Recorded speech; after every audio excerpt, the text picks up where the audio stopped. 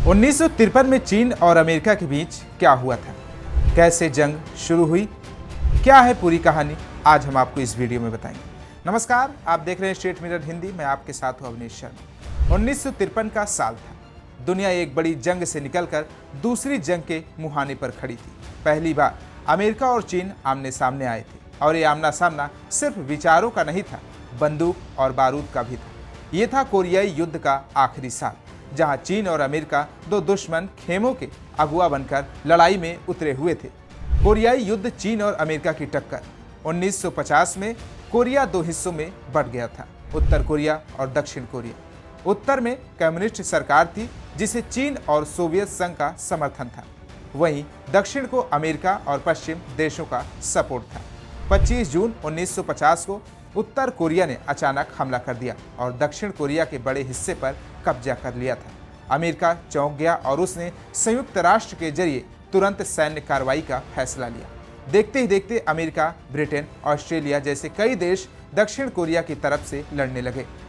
अब जानिए चीन मैदान में कैसे आया। जब अमेरिका और उसके साथी उत्तर कोरिया को पीछे धकेलते हुए चीन की सीमा तक पहुंच गए, तब माओ चुप नहीं बैठा।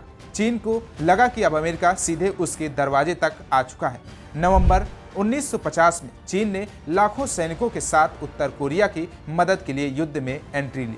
इसे पीपुल्स लिबरेशन आर्मी कहा गया, लेकिन सच्चाई ये थी कि ये पूरी तरह से चीनी सेना थी, बस नाम स्वयंसेवक रखकर अंतर्राष्ट्रीय स्तर पर पर्दा डाला गया। अमेरिका वर्सेस चीन, बारूदी और बर्फ की जंग।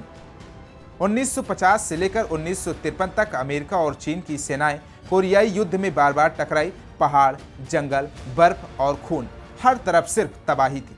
चीन ने अपने लाखों सैनिक उतार दिए तो अमेरिका ने भी अपनी ताकत झोंक दी।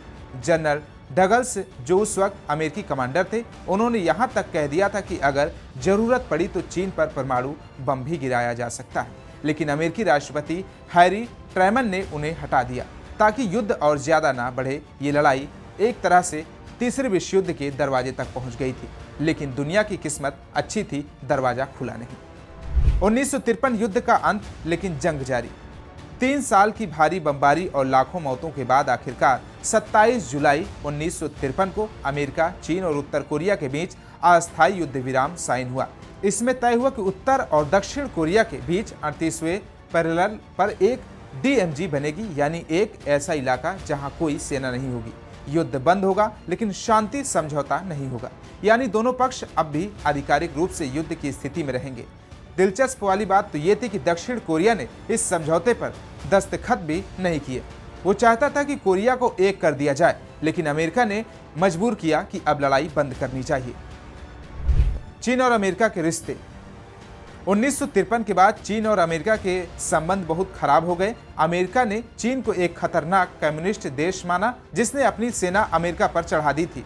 अमेरिका ने चीन को संयुक्त राष्ट्र से बाहर रखने की कोशिश की और ताइवान को असली चीन मानता रहा। दूसरी ओर चीन ने अमेरिका को एक साम्राज्यवादी दुश्मन करार दिया जो एशिया पर कब्जा करना चाहता था।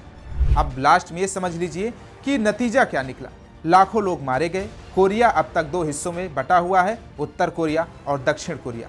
चीन ने अपनी ताकत दुनिया को दिखाई कि वो अमेरिका से लड़ सकता है। अमेरिका को भी झटका लगा कि एशिया कोई आसान मैदान नहीं है। तो कैसा लगा हमारे ये वीडियो, कमेंट बॉक्स में फीडबैक जरूर दीजिए। बाकी तमाम देश दुनिया की खबर देखने के लिए देखते रहिए स्टेट मिरर हिंदी।